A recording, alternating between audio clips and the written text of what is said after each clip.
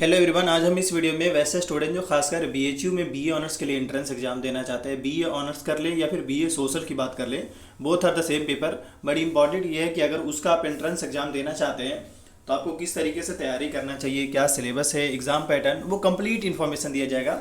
और साथ ही CU set को लेकर क्या है उसके बारे में भी आपको अपडेट करी जाएगी, ताकि आपका जो प्रिपरेशन हो एक बैलेंस अप्रोच में हो और आपको कोई दिक्कत ना लगे इनकेस अगर आप तैयारी कर रहे हैं तो। आते हैं सबसे पहले, देखिए जो बीए ऑनर्स की अगर हम बात करें यहाँ पे खासकर बीएचयू में, तो सबसे पहले हम थोड़ा आपको कैंपस घुमा दें।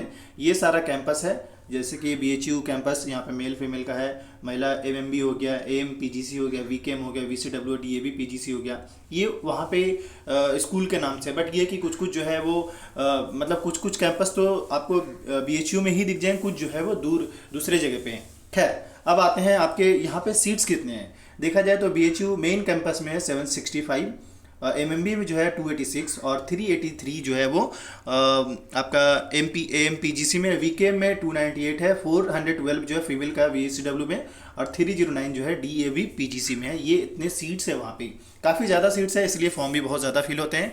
और इसके साथ ही इस पेपर के कोड्स की बात करें तो कोर्स कोड का जो नाम है वो 131 है। बट एक बार रिमाइंड कर दे, लास्ट ईयर अभी इस साल 2021 में जो पेपर हुआ है बीए और बीए सोशल का एक ही पेपर हुआ है। अब आपके मार्क्स डिसाइड करेंगे कि आपको बीए ऑनर्स का पेपर लेना है या फिर आर्ट्स का लेना है या फिर सोशल का लेना है। तो ये मैंने आपको बीए ऑनर्स का पेपर का बारे में डिटेल बताया, कितने सीट्स है, क्या है, नहीं है। इसके बाद जो है बीए सोशल का है, देख लीजिए यहाँ पे बीए सोशल। अब बीए सोशल में भी सीट्स मतलब अच्छा खासा है, हालांकि कोड अलग अलग है, लेकिन इनके एग्जाम लास्ट टाइम एक ही साथ हुआ था, एक ही एग्जाम हुआ था। जैसे कि बीएचयू मेन कैंपस में बीए सोशल के लिए 573 सीट्स है, 193 एमएमबी में है, 283 एएम पीजीसी में है, और वीके में 274 है, 210 वीसीडब्ल्यू में, डीएबी पीजीसी में 326 सीट है ये। तो यहाँ तो हमने सीट्स को लेकर बता दिया आपको, यानी कि बीए सोशल में और बीए आर्ट्स में कितने सीट्स हैं। यहाँ पे आपको रिमाइंड करते हैं, अगर एप्लीकेशन फॉर्म यानी फॉर्म अगर बीएचयू में अप्लाई करना चाहते हैं, देखिए अभी तो मतलब मामला थोड़ा सा सस्पेंस में है, बट ये कि जब तक आपका सीयू सेट को लेकर final application form entrance exam ना आ जाए तो आपको थोड़ा सा जैसे तैयारी कर रहे हैं वैसे ही करिए। और अगर बीएचयू के लिए ही कर रहे हैं तो बीएचयू के लिए ही करिए, एक्सेप्ट कुछ चीज़ों को छोड़कर, लाइक जैसे हिंदी को आप फिलहाल आप छोड़ सकते हैं। आप जो है जीएस पे ध्यान दीजिए, रीजनिंग पे ध्यान दीजिए, करंट पे ध्यान दीजिए, इंग्लिश पे ध्यान दीजिए। ये सारा जो होगा सीयू सेट भी पूछेगा और आपका बीएचयू भी पूछेगा, अगर सीयू सेट नहीं होता है बीएचयू में तब। खैर, इसके बाद का जो सीन ये है कि एप्लीकेशन फॉर्म इस मंथ में आने के पूरे चांसेस है।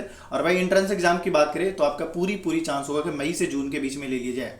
तो ये तो फॉर्म और डेट और कोर्स से रिलेटेड इन्फॉर्मेशन हो गया। इसके अलावा उसी कोर्स में जो रिजर्वेशन है, जैसे कि एससी के लिए 15% और एसटी स्टूडेंट्स के लिए 7.5%, ओबीसी के लिए आपका ओबीसी का जो है 27% है, और ईडब्ल्यूएस के लिए 10% का वहाँ पे रिजर्वेशन है।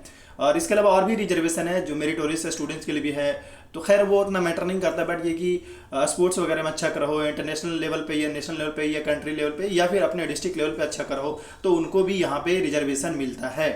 अब इसके बाद हम आ रहे हैं आपके एलिजिबिलिटी क्राइटेरिया पे, जो कि आप अगर बीए में पेपर देना चाहते हैं तो उसका एलिजिबिलिटी क्राइटेरिया क्या होगा। सबसे पहले आपका 10+2 होना चाहिए, चाहे वो साइंस बैकग्राउंड हो, आर्ट्स बैकग्राउंड हो या कॉमर्स, कोई भी बैकग्राउंड हो सकता है, बट एटलीस्ट आपका 12+2 यानी 12th होना चाहिए। साथ ही एक बात और, मिनिमम जो एलिजिबिलिटी क्राइटेरिया है वो तो आपको 12th बता दिया। इसके अलावा एटलीस्ट 50% ओवरऑल होना चाहिए, मतलब मान लीजिए कि आपने दिया तो एटलीस्ट जो है ओवरऑल 50% होना चाहिए। अगर है तो फिर आप एडमिशन ले पाएंगे, अगर है तो आप एडमिशन, नहीं तो आपका एडमिशन नहीं होगा एंट्रेंस क्वालिफाई करने के बाद भी।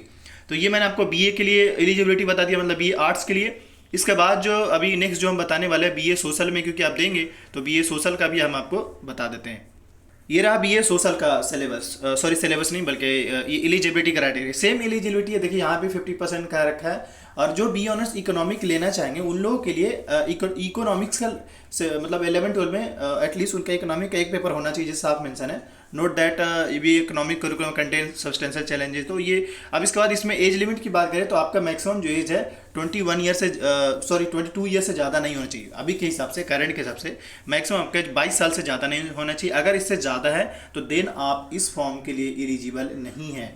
अब इसके बाद यहाँ पे जैसे फॉर्म फी की बात करें तो नॉर्मली जो इसके चार्जेज है वो 800 है, बट अगर 2 फॉर्म फिल करते हैं तो आपको 600 पर फॉर्म एक्स्ट्रा होते जाते हैं। जैसे अगर मान लीजिए बीए का भरे तो उसका चार्ज आपको 800 लगेगा, लेकिन अगर मान लीजिए बीए सोशल के लिए अब भी अप्लाई करते हैं तो आपको 600 और पे करना पड़ेगा। तो इस तरीके से जितना मल्टीपल फॉर्म पे लगाएंगे उतना ही आपको चार्जेस पे करना पड़ेगा। इसके अलावा एग्ज़ाम की बात करें यहाँ पे तो जो एग्ज़ाम जो है इनके मोड ऑफ कंप्यूटर बेस्ड होंगे। लास्ट टाइम अलग बात है कि ऑफलाइन भी हुआ था, लेकिन ये कि चांसेस बार ज़्यादा होगा कंप्यूटर बेस्ड हो, क्योंकि इसका जो एग्ज़ाम लेगा वो एनटीए लेगा। अब एनटीए ही लेगा तो जो एनटीए का स्टैंडर्ड होगा वही सीयूसेट का स्टैंडर्ड रहेगा।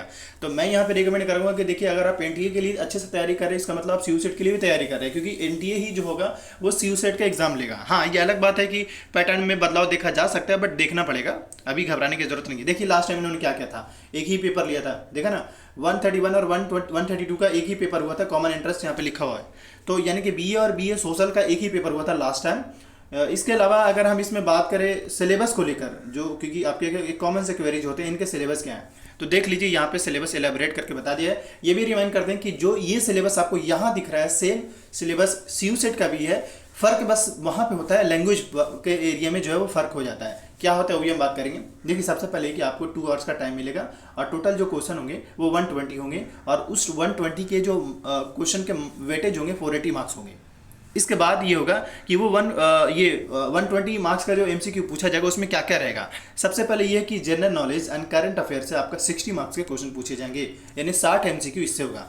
इसका बाद जनरल मेंटल में एबिलिटी और रीजनिंग, यानी कि रीजनिंग से उसके बाद जो है रीजनिंग का 15 क्वेश्चन होंगे, और मैथ्स से 15 क्वेश्चन, मैथ्स से 15 क्वेश्चन और रीजनिंग से 15, और 60 जो हो गया आपका जनरल और करंट अफेयर। जनरल नॉलेज मतलब हिस्ट्री, ज्योग्राफी, पॉलिटी, इकोनॉमी, उससे हो गया। तो यहाँ से देखा जाए तो 16 90 क्वेश्चन हो गया, बच गया फिर से 30, क्योंकि टोटल 120 क्वेश्चन पूछ रहा है।